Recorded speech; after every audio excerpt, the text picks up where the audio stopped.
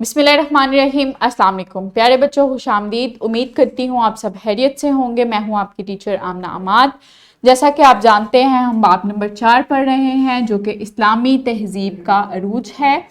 आज का सबक पढ़ने के बाद बच्चे इस काबिल हो जाएंगे कि बयान कर सकें कि किस तरह खुलफाए राशिदीन ने सैयदना मोहम्मद खातमुन नबीय्यीन सल्लल्लाहु अलैहि वसल्लम के बाद इस्लाम को फैलाया। लास्ट लेक्चर में हमने हज़रत अबू बकर सदीक रज़ी ताला अन्हु और हज़रत उमर फ़ारूक रज़ी ताला अन्हु के खिलाफत के बारे में पढ़ा था। आज हम हज़रत अली रज़ी ताला अन्हु और हज़रत उस्मान गनी रज़ी ताला अन्हु की खिलाफत के बारे में पढ़ेंगे और देखेंगे कि उन्होंने किस तरह से इस्लाम को फैलाया था।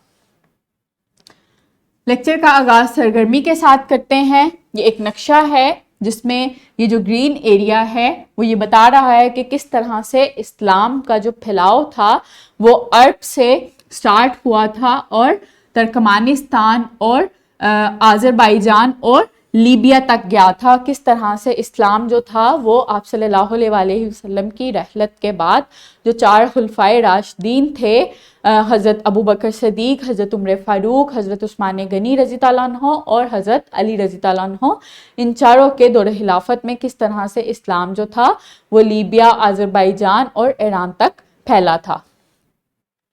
इस्लामी नुक्ता नज़र है, इसको मेरे साथ देखें और गौर से पढ़ें। हज़रत अब्दुल्ला बिन उमर रज़ी ताला अन्हु रवायत करते हैं कि हजूर नबी करीम सल्लल्लाहु अलैहि वसल्लम ने फरमाया कि मेरी उम्मत में से सबसे ज़्यादा हयादार उस्मान बिन अफ़ान हैं। हज़रत उस्मान गनी रज़ी ताला अन्हु के बारे में इस हदीस में बताया गया कि हज़रत मोहम्मद सल्लल्लाहु अलैहि वसल्लम फरमाते हैं कि मेरी उम्मत में जो सबसे हयादार है वो हज़रत उस्मान गनी रज़ी ताला अन्हु हैं। आप सल्लल्लाहु अलैहि वसल्लम के हयालात हैं जो हज़रत उस्मान गनी के बारे में शो हुए हैं।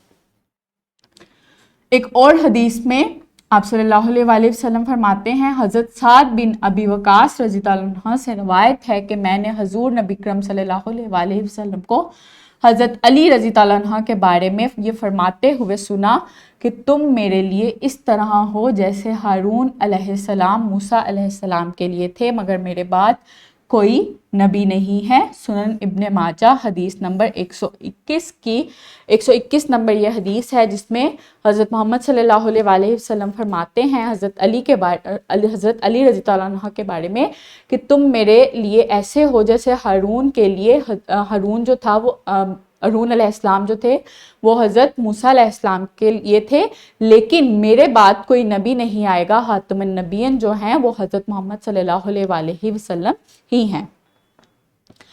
हज़रत उस्मान गनी का जो दौर था वो 644 से 656 ईस्वी तक था। हज़रत उमर रज़ी ताला अन्हु की शहादत के बाद हज़रत उस्मान गनी ने मसनद खिलाफत को संभाला था। जो खिलाफत थी उस वक्त हज़रत उमर फ़ारूक की रहलत के बाद हज़रत उस्मान गनी को दी गई थी, उनको सौंपी गई थी और आपने अपने दौरे खिलाफत में बहुत सी फतूहात की जिसमें इंदलस, कब्रस, काहिरा और चीन तक आपने फतूहात की और इनमें इस्लाम को फ़रोग़ दिया। दूसरी तरफ मदैन, इराक, खरासान और अखवास के इलाके भी आपने फतह किए। तुर्कों के साथ जंग के नतीजे में हाकाने अकबर निशाने इबरत बना।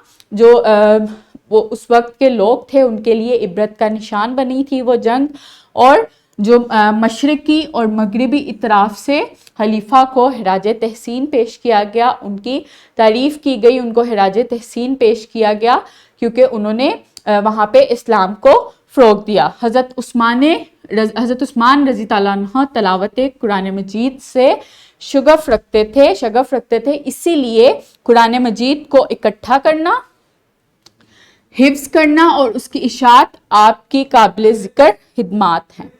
यानी कि आप जो थे वो बहुत शौकीन थे तलावत कुरान पाक के, तो आपने कुरान मजीद के लिए बहुत से इक़दामात किए। आपने उसको इकट्ठा किया, उसको जामिया किया और उसकी जो हिफ्ज़ थी, हिफ्ज़ करने की आपने खिदमात दी और उसकी इशाअत की, कुरान मजीद की तालीमात आपने फैलाई, जिसकी वजह से इनको जामिया अल कुरान का लक़ब मिला क्योंकि आपने कुरान के लिए बहुत से इक़दामात की और उसको इकट्ठा किया और हिफ्ज़ करवाने की इक़दामात किए। حضرت عمر فاروق رضی اللہ عنہ کی شہادت کے بعد لوگوں نے یہ سمجھنا شروع کر دیا کہ مسلمان اب کمزور ہو چکے ہیں، لہٰذا انہوں نے اندرونی سازشیں شروع کر دی جس سے مسلمانوں کو نقصان ہوا۔ تاہم جو حضرت عثمان غنی رضی اللہ عنہ تھے، آپ نے ان مشکلات کو بخوبی ختم کیا اور اس دور میں بھی مسلمانوں کی فتوحات جو تھی وہ جاری رہی۔ آپ رضی اللہ عنہ کے دور حکومت میں اسکندریہ، افریقہ، آرمینیا، قبرص اور ایران سمیت کئی علاقے اسلامی خلافت کے زیر نگی آئے۔ ان علاقوں میں آپ نے فتح کی اور یہاں پہ اسلام کا پھیلاؤ کیا۔ نیکسٹ ہے حضرت علی ابن طالب رضی اللہ عنہ، جن کا دور خلافت جو تھا وہ 656 سے 661 عیسوی تک تھا۔ حضرت علی ابن طالب چوتھے خلیفہ راشد تھے۔ آپ کی جو دور حکومت تھا وہ چوتھے خلیفہ کے طور پہ تھا۔ آپ رضی اللہ عنہ کے دور میں لوگوں نے انصاف اور اصول مساوات کو رائج کیا۔ آپ کے دور میں انصاف کا نظام جو تھا وہ عدالتوں میں رائج ہوا تھا۔ ایک دفعہ کا واقعہ ہے کہ جب حضرت علی رضی اللہ عنہ نے اپنی زرہ کی چوری کا مقدمہ ایک یہودی پر دائر کیا، ایک یہودی پر مقدمہ کیا گیا تھا کہ آپ رضی اللہ عنہ کی جو زرہ ہے وہ چوری ہوئی ہے۔ قاضی نے گواہی مانگی تو آپ رضی اللہ عنہ کی گواہی جو تھی آپ کے غلام نے پیش کی، لیکن قاضی نے اس گواہی کو قبول نہ کیا اور مقدمہ خارج کر دیا۔ اسلامی نظام میں انصاف کا یہ منظر دیکھ کر جو یہودی تھا جس پہ یہ مقدمہ دائر کیا گیا تھا وہ مسلمان ہو گیا۔ تو اس طرح سے آپ کے دور خلافت میں انصاف اور مساوات، ایکویلٹی اور انصاف کو بہت فروغ دیا گیا تھا۔ حضرت علی رضی اللہ عنہ کی خلافت کا قیام 656 سے 661 تک 4 سال 8 مہینے تک رہا، اور 4 سال 8 مہینے اور 9 دن تک رہا۔ حضرت عثمان غنی رضی اللہ عنہ کی شہادت کے تیسرے دن 21 ذی الحج پیر کے دن مسجد نبوی میں آپ رضی اللہ عنہ کو خلافت جو تھی وہ سونپی گئی تھی۔ خلافت کے آغاز سے ہی آپ رضی اللہ عنہ کو سخت مشکلات کا سامنا کرنا پڑا۔ آپ رضی اللہ عنہ علم و فضل میں اہم مقام رکھتے تھے۔ آپ رضی اللہ عنہ کے فیصلے آج بھی اسلامی قانون سازی میں اہم مقام رکھتے ہیں۔ علوم و دینیا کو ترویج دینے میں آپ رضی اللہ عنہ کی خلافت کا کردار نہایت اہم ہے، کیونکہ آپ رضی اللہ عنہ کا جو علم تھا وہ بہت وسیع تھا، بہت زیادہ علم رکھتے تھے۔ اس دوران میں مسلمانوں کے درمیان 2 بڑی جنگیں لڑی گئیں، جو کہ جنگ جمل اور جنگ صفین تھی۔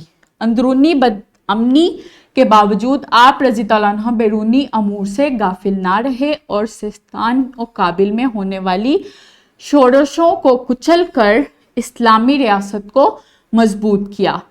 سیستان اور کابل میں جو مختلف فسادات تھے ان کو کچلا۔ اس کے علاوہ آپ کو بہت مشکلات کا سامنا کرنا پڑا۔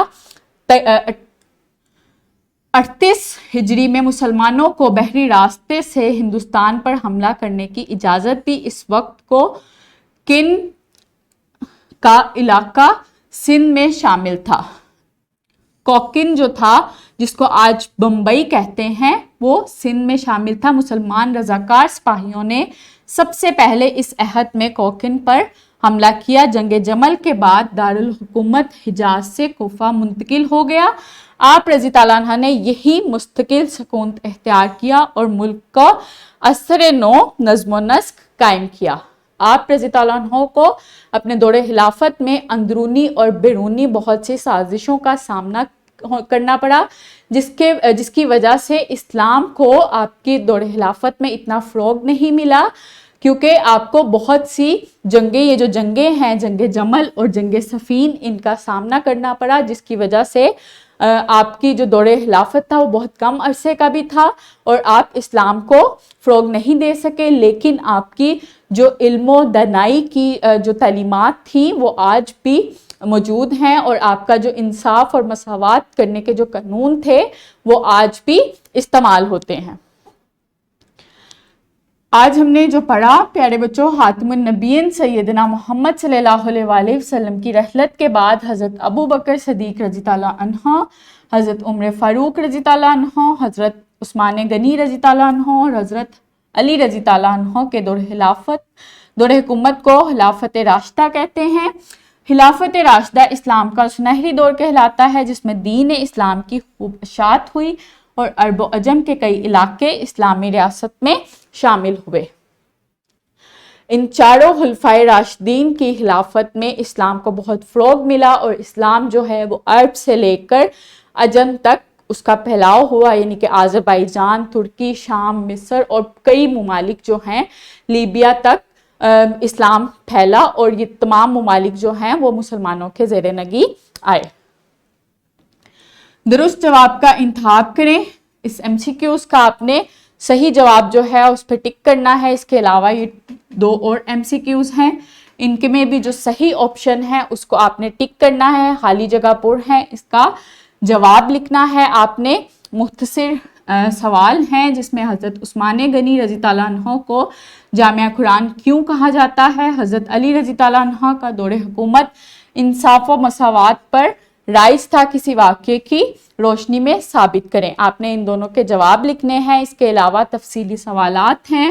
حضرت عثمان غنی رضی تعالیٰ عنہ کی اشاعت اسلام کے لیے خدمات بیان کریں۔ اسلام کے پھیلاؤ کے لیے حضرت علی رضی تعالیٰ عنہ کی خدمات تحریر کریں۔ حضرت عثمان غنی رضی تعالیٰ عنہ اور حضرت علی کی جو بھی خدمات ہیں اسلام کے پھیلاؤ میں، اس کا آپ نے جواب لکھنا ہے، اپنی نوٹ بک پہ اور اپنے ٹیچرز کو چیک کروانا ہے۔ امید کرتی ہوں آپ کو آج کا سبق صحیح سے سمجھ آیا ہوگا۔ ملتے ہیں اگلے سبق میں، اپنا خیال رکھیے گا۔ بہت شکریہ، اللہ حافظ۔